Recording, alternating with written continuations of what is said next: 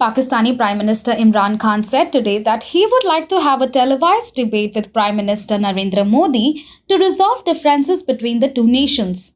India and Pakistan have shared strained relations since gaining independence 75 years ago and fighting three wars since. I would love to debate with Narendra Modi on TV, Imran Khan told Russia Today in an interview, adding that it would be beneficial for the billion plus people in the Indian subcontinent if differences could be resolved through debate. India's Ministry of External Affairs has not immediately responded to the request for comment by news agency Reuters. Amid the growing tensions between Ukraine and Russia, the Indian Embassy in Ukraine on Tuesday asked Indian students to return home rather than wait for confirmation of online classes by universities. The Indian Embassy issued another advisory saying, the Embassy of India is receiving a large number of calls asking about the confirmation of online classes by medical universities. In this regard, as informed earlier, the Embassy is engaged with respective authorities for streamlining the education process for Indian students. Students are advised in the interest of their safety to leave Ukraine temporarily, rather than wait for official confirmation from universities. The Karnataka government on Tuesday said there is no discrimination based on religion as far as the ban on hijab is concerned. It is said there was no restriction on wearing hijab, but only within classrooms and during class hours, and that wearing it is not compulsory. The government made the submission in the Karnataka High Court that is hearing a batch of petitions challenging the ban on hijab in educational institutions in the state.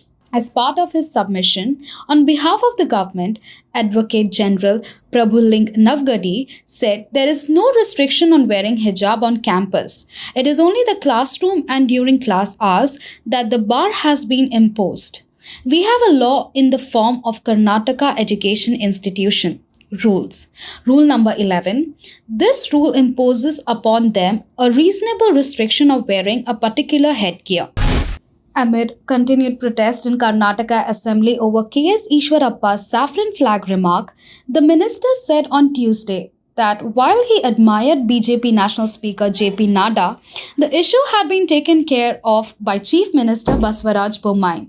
He, however, added that it is the duty of all BJP workers to listen to what Nadda says.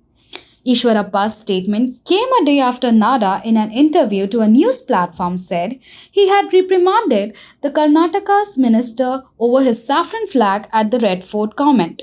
As a worker, I admire him, but our CM, Bommai, has already replied to what I said and what was wrong or not wrong, Ishwarappa was quoted as saying by news agency ANI. Uttar Pradesh Chief Minister Yogi Adityanath launched an all-out attack on Akhilesh Yadav-led Samajwadi Party during a rally in Bahraich district of the poll-bound state. Drawing a Ramayana parallel, the Chief Minister called the SP as Dangesh, those who carry out riots. Samajwadi Party shielded mafias and terrorists. Now, UP doesn't see riots and curfews. They imposed curfews, but we take out Kanwar Yatra. You must have heard Lankesh in Ramayana. Similarly, SP should be called Dangesh. News agency ANI quoted Adityanath as saying, this is not the first time when Yogi Adityanath has accused the SP of shielding terrorists and gangsters. The UP Chief Minister's attack has sharpened ever since the capital punishment handed out to 38 convicts in the Ahmedabad blast case.